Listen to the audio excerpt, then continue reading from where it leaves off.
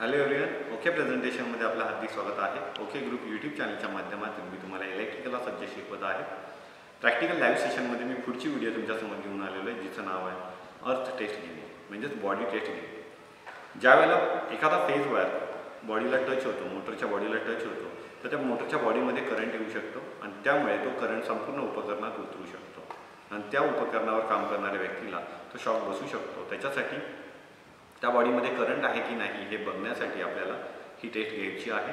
किंवा एखाद्या व्यक्तीला शॉक लागलेला आहे एखाद्या उपकरणावर, तर त्यावेळेला सुद्धा त्या उपकरणाला तुम्ही उपकरणाची मोटरची कंटिन्यू बॉडी टेस्ट घेऊ शकता, ज्याच्यातून त्या बॉडीमध्ये कॉईलचा करंट आहे की नाही हे ठरवू शकता. तर आता ही 3 फेज इंडक्शन मोटर आजच्या प्रॅक्टिकलसाठी मी इथे ठेवलेली आहे. या प्रॅक्टिकलमध्ये तुम्हाला बघायला मिळेल की 3 फेज इंडक्शन मोटर जी आहे, या 3 फेज इंडक्शन मोटरमध्ये ह्या वाइंडिंग ज्या आहेत त्या वाइंडिंगमधला जर एखादा भाग जर जाऊन बॉडीला टच झाला तर काय होईल, बॉडीमध्ये करंट येईल.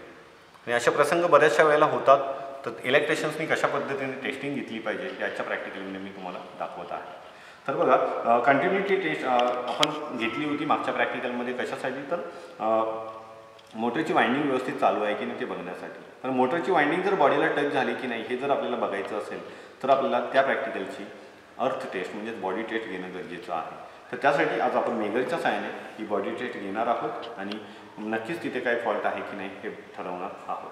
तर आता आपण घेतो बॉडी टेस्ट मेगरच्या साहाय्याने. कशाची, तर 3 फेज इंडक्शन मोटरची. आता 3 फेज इंडक्शन मोटरमध्ये 3 वाइंडिंग्स आहेत. यू वाइंडिंग म्हणजे 1 नंबरची वाइंडिंग, 2 नंबरची वाइंडिंग आणि 3 नंबरची वाइंडिंग. आपण अनुक्रमे एक वाइंडिंग इथे चेक करणार आहोत. पहिली 1 नंबरची वाइंडिंगची टेस्टिंग घेणार आहोत, नंतर 2 नंबरची वाइंडिंग बॉडीला टच आहे की नाही बघणार आहोत आणि नंतर 3 नंबरची वाइंडिंग बॉडीला टच आहेत की नाही बघणार आहोत.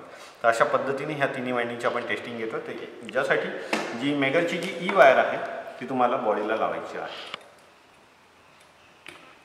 मी इथे ही वायर बॉडीला कनेक्ट केलेली आहे आणि आता एल वायर आहे ती वायर मी काय करतोय,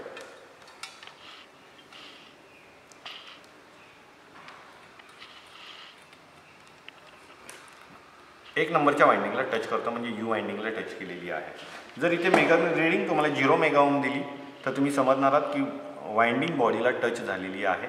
आणि जर रीडिंग इन्फिनिटीकडे गेली तर तुम्ही समजणार आहात वाइंडिंग बॉडीला टच झालेली नाही. बरं, रीडिंग आलेली आहे इन्फिनिटी, म्हणजेच ही वाइंडिंग बॉडीला टच झालेली नाही आहे. आता जशी आपण 1 नंबरची टेस्टिंग घेतली तशी 2 नंबरची टेस्टिंग घेतोय. ही वायर तिथे ठेवलेली आहे बॉडीला.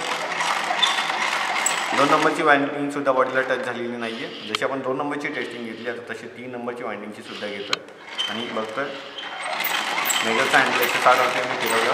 इथे रीडिंग 0 मेगा न येता इन्फिनिटीकडे काटा जातो आहे, म्हणजेच ही जे 3 नंबरची जी वाइंडिंग आहे म्हणजे डब्ल्यू वाइंडिंग आहे ती सुद्धा बॉडीला टच नाही आहे. आणि 3 फेज इंडक्शन मोटर असल्यामुळे तुम्हाला तिन्ही फेजची वाइंडिंगची टेस्टिंग घेणं गरजेचं आहे. आता आपण काय करतो आहे, बॉडीमध्ये खरंच करंट आहे की नाही हे बघतो आहे. तर त्यासाठी इथे वायर मी शॉर्ट केलेली आहे आणि हीच वायर बॉडीला टच केलेली आहे. तर त्यावेळेला बॉडीमध्ये करंट येतो आहे की नाही ते बघतो. आता असं समजा ही वाइंडिंगची वायर आहे आणि ती इथे बॉडीला टच झालेली आहे.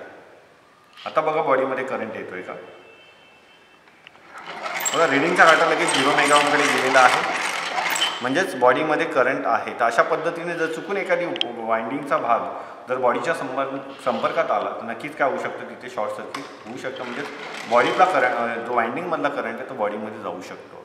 तर त्यासाठी जर तो करंट बॉडीमध्ये जात असेल तर व्यक्तींना शॉक लागणार आहे. त्या व्यक्तीवर काम करणाऱ्या उपकरणावर काम करणाऱ्या व्यक्तीला सुद्धा शॉक लागणार आहे आणि त्या उपकरणाचं सुद्धा नुकसान होणार आहे. तर ते टाळण्यासाठी लगेच बॉडीची टेस्ट घ्या, म्हणजेच कंटिन्युटी टेस्ट घेतल्यानंतर लगेच बॉडीची अर्थ टेस्ट घ्या आणि तिथे प्रॅक्टिकलमध्ये नक्कीच बॉडीमध्ये करंट आहे की नाही हे ठरवा. जर व्हिडिओ तुम्हाला आवडली असेल तर नक्कीच लाईक करा. थँक्यू.